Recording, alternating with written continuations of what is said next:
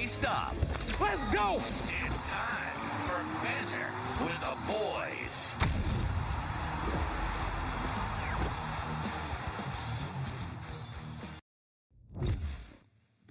Welcome to Gridiron Updates. Hi. With Banter of the Boys. That is Jake joining us tonight. Coach Smelty's out sick, so Get well soon. I am Roberto vibrating in your drums. We also got Kevin behind the computer / camera / lights, Hanging everything loose. else. And we're here to talk championship football. So, yeah, I totally lost where we're at right now. Yeah, So, buckle up. It was a good weekend. yeah. Ready for it?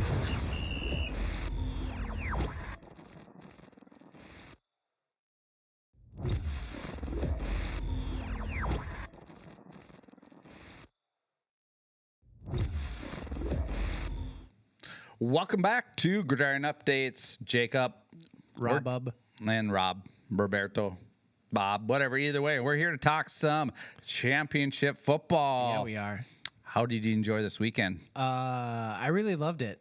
It was pretty solid. Yeah, we had a lot of interesting things happen, weather-wise, impacting games, which is great to see this time of year, where you have an open roof stadium Yeah. and you get weather impacting the outcome of the game. Well, it sounds like you're a roof guy, so we're going to avoid that conversation and move on to the AFC Championship, which was that weather game we were talking about. The New England Patriots sneak out a win against the Denver Broncos in Mile High. Overall thoughts of this game? It was pretty good. It was good. Yeah, interesting first half of the game. Stidham made one mistake in the first half that kind of, I think, really, A bad one. yeah, in totality, really cost the Broncos the game.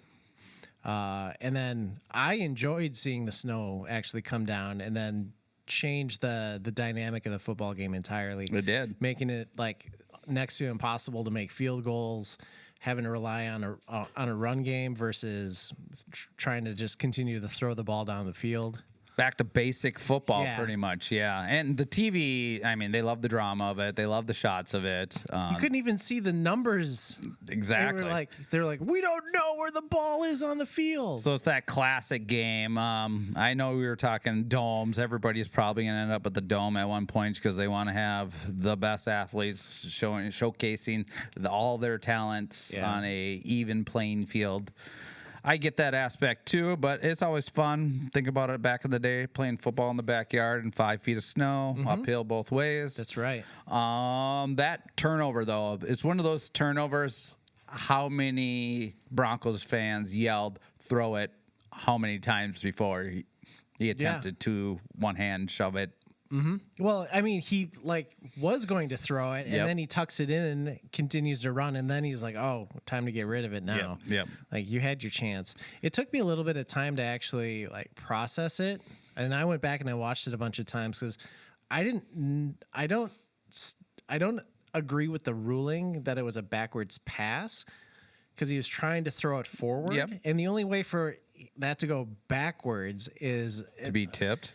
or a force pushing it the other way. So I think it would have been better ruled a fumble, or it should have been either a fumble or an incomplete pass. And an incomplete pass would have obviously favored the Broncos, but there wasn't enough there for me to be like, oh yeah, it got tipped to go backwards. Well, they didn't actually look at it. I mean, they did look at it to where I think they had assistance on it, but they didn't Right. sit there and analyze it for a minute and a half. Because I saw the same thing looking at the replay, because there was a lot of quick replays. Because initially it was more of the discussion, why didn't they let the play out? Right. And then they're like, all right, it's a fumble or backwards pass. New England gets the ball at the spot. Yeah. But then they're like, whoa, or no, wait, was that how they ruled initially? They ruled it An an incomplete pass at initially, first. yeah. And then they ruled it a fumble on the spot after they said, yep, upstairs looked at it. But then I also looked at the same pass. I'm like, yeah, he was initially pushing it forward. And I'm like, did alignment and then never really got a good angle and they just moved on to the next play. So, yeah, I totally understand that. And that was obviously the Momo changer of that whole game. 100%. In my group text, I'm like, oh, that's the momentum changer. But the series prior, or maybe two, that fourth down play, why are you not kicking a field goal with the backup quarterback in the red zone? Oh, yeah, taking the points. Yeah, you should have. I don't understand that call.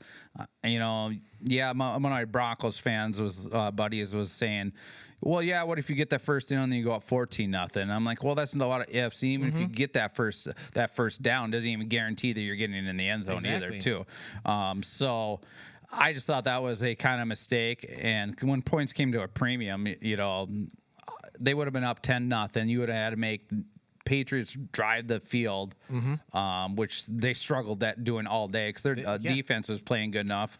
So, I mean, it could have went either way.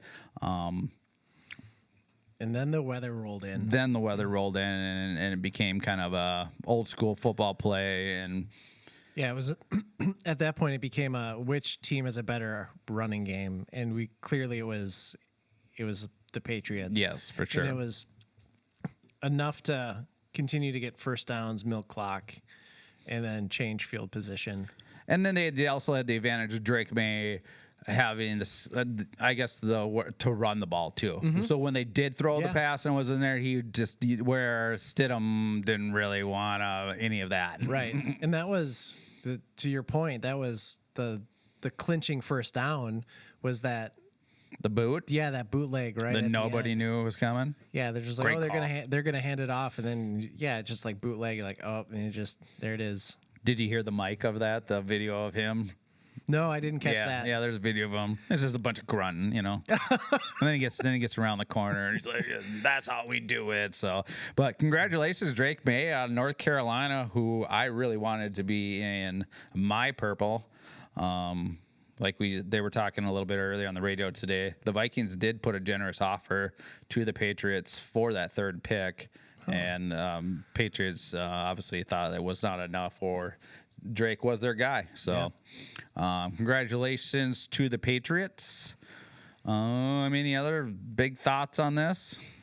Broncos are going to be a tough out next year, even with their number one schedule, because they're going to have a truckload of salary cap available to them this time around to spend, because all of that Russell Wilson money is finally done and over. That is huge, yeah. And as if you were a Broncos fan, like your defense is set. Yeah. Offense, a couple more weapons. Harvey's kind of came on. You can trust him possibly, so you probably don't need to go running back if you need to, but I'd still take a stab at one. Yeah.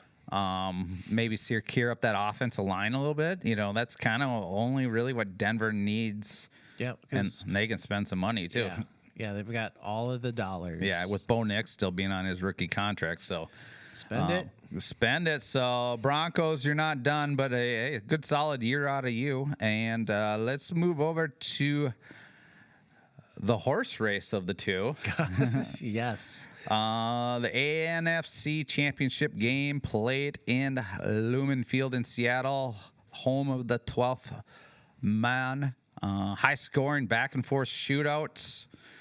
What's your kind of takes here, Jacob? My takes.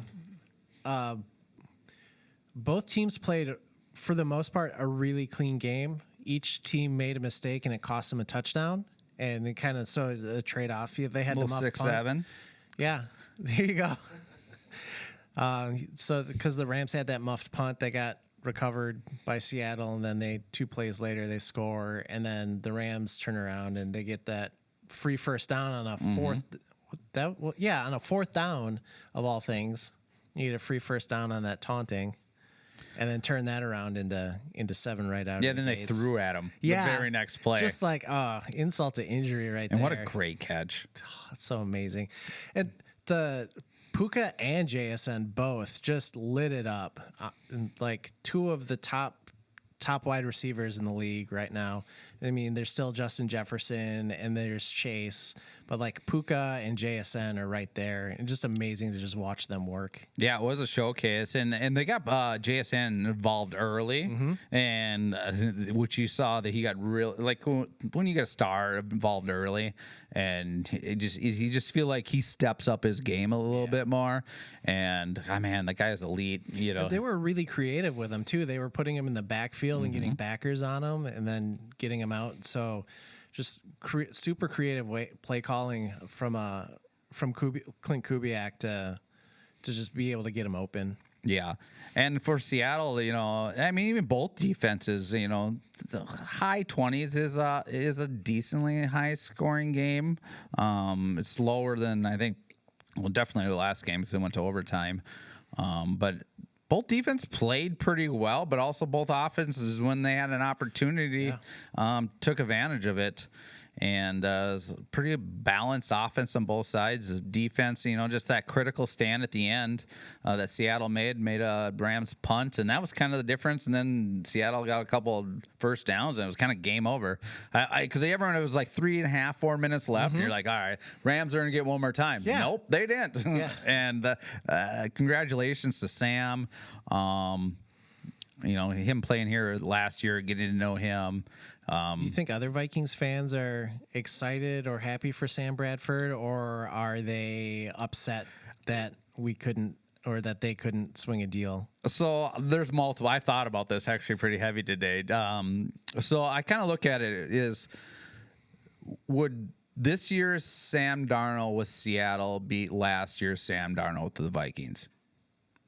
And my answer is easily yes. I think Seattle's a better defense overall, offensively, pretty equal. I think they have a better running game, which probably washes out the receivers a little bit more.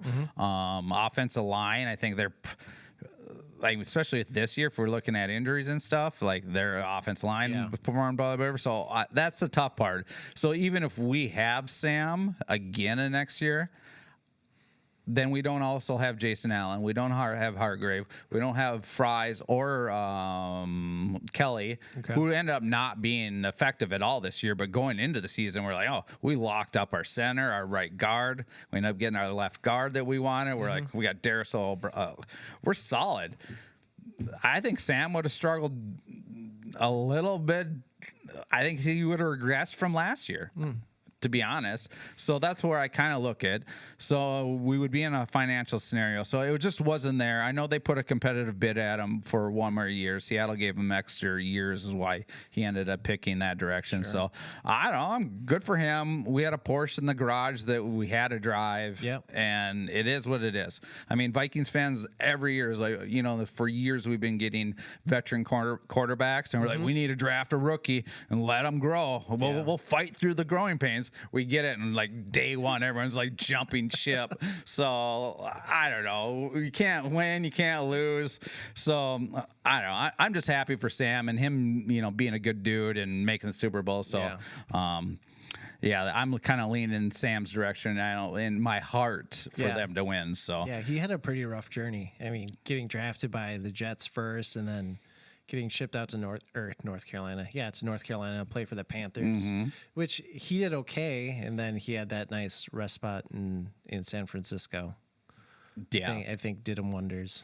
It did, you know. And I think he like you said, he learned off Purdy and like how he preps and stuff like that. And you know, you just a little age, you know, and like he was seeing ghosts, and you know, now he's not seeing ghosts. He's seeing, you know, what the tarmac to the airplane to the Super Bowl is what he's seeing now. So congratulations.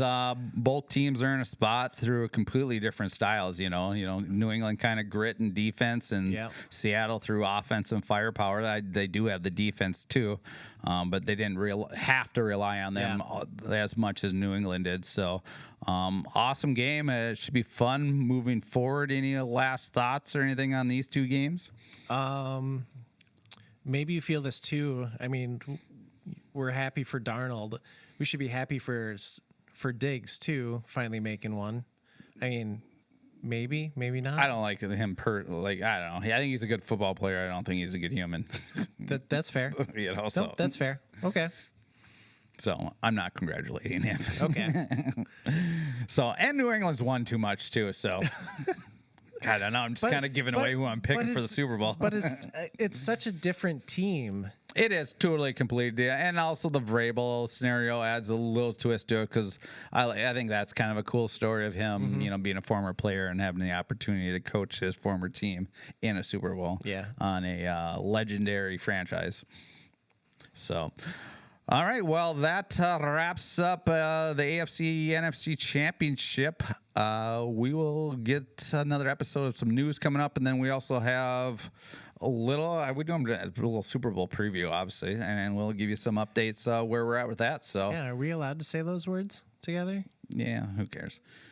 Maybe. Yeah. I don't know. Come knock on our door. We'll change it up. Yeah, we might get censored. Yeah. If someone in the NFL is listening to us, we got to that point, we'll take the letter that we will no longer say the soup with having the soup in your bowl. Yeah. Yeah. All right. So either way, find us on all the socials. Where at, Jake? I think it's on like Apple Podcasts, Spotify, YouTube, Facebook, and anywhere else you listen to us and any of your other favorite podcasts. He's got it down. Oh, first try. All right. Till next time. Bye. Peace. Don't forget to follow, like, and subscribe.